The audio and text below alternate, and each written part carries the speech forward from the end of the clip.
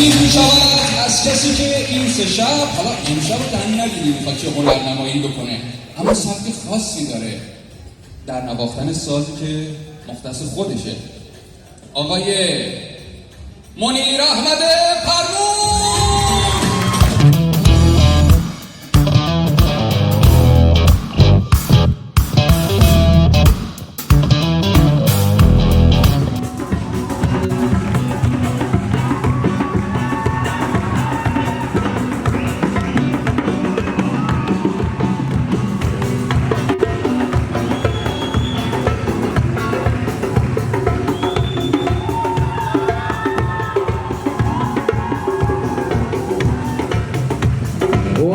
Kulo